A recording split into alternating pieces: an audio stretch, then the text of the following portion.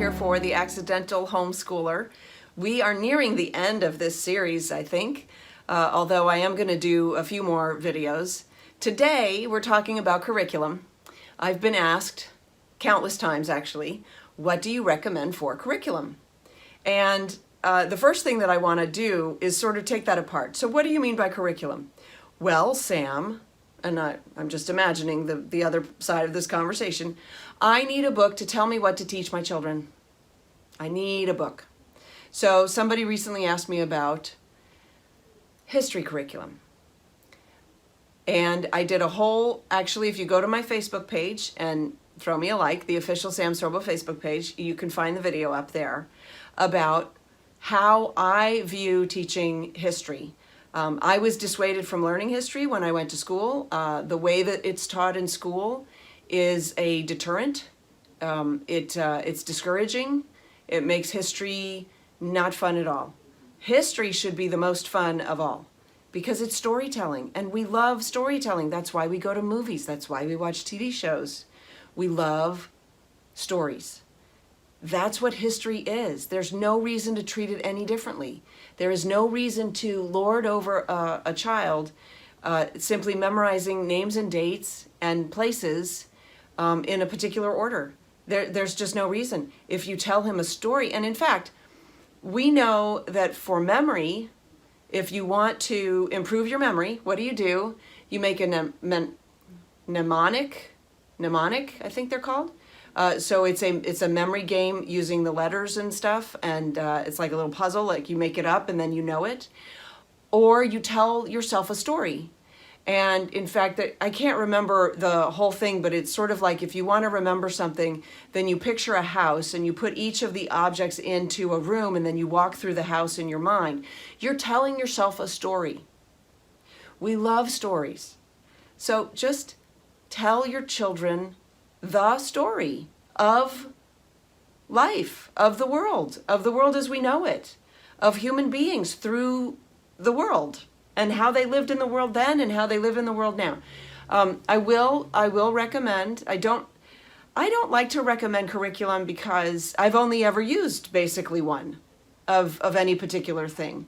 I did a bunch of research, I found one that I thought I'd like, and then I just stuck with it because I liked it. So I really liked the Story of the World books. So I will say, I think they're excellent.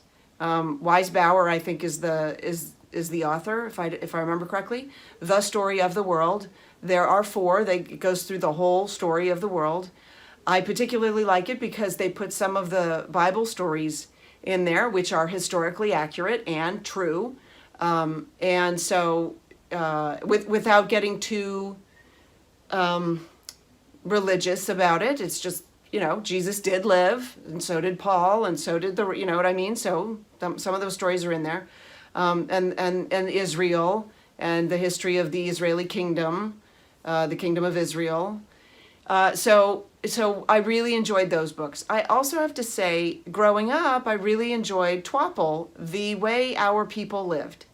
That is a storybook that I think it's historical fiction, if I remember correctly. And so I actually went out and bought that and gave it to my older children, and my children as they grew a little bit older, to just give them a little bit of a different take on not history, not particular stories, but a different take on how people can read history and enjoy it. And then as my children get even older, I give them autobiographies or biographies because those are history and their stories if they're good ones. One book that I recommend to just everybody is Witness. Oh my gosh, you should get that book. And if you don't read books but you listen to books on tape, Witness on tape is written by Whitaker Chambers.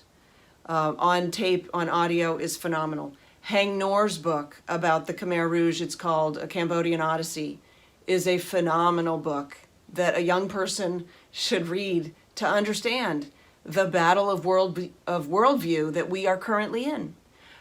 So yeah, asking me specific curriculum, there are some out there. You need to do some research. You may not. So okay, here's the second part of this whole discussion. Curriculum, I need curriculum. No, you don't, okay? Because this urge to get curriculum is driven by this idea that school fits in a box or it's in a book. Education is in a book. No. And so later this week, I'm going to talk about other options for curriculum that aren't actually curriculum, right? That are diverse. And so for me to just stand here and say, well, get this curriculum and then go over to this website and buy this curriculum. No, you make a curriculum because children don't fit in a box. It isn't one size fits all. So yeah, the base curriculum, great. Story of the world is great because it just gives you the story of the world, with sort of the high points, right? The highlights of the story of the world. Excellent for young kids, just to expose them to that storytelling, get them excited about that. Why do we teach history? It teaches our children that they have a place in it. And we want them to feel like they have a place in it. Because when you feel like you have a place in it, then you have a relationship with it, you have a responsibility, and you have value. And we want our children to feel like they have value. And that's also why we homeschool. So let's see. The other curriculum that I do embrace, that I will advocate for, even though it's not like they pay me, I don't have a relationship with them. I found Shirley Grammar totally rocked my world. I was with a homeschooler last night, and I was just telling her, "Oh, you have to go get this. This is the best." Shirley Grammar for young kids, so first grade on up, basically, and you start them young. And it teaches them that the English language has order. And that is such an important lesson. And until you do it, you might not understand it. It's hard because it's sort of like once your eyes are opened and have you ever looked at one of those 3D drawings?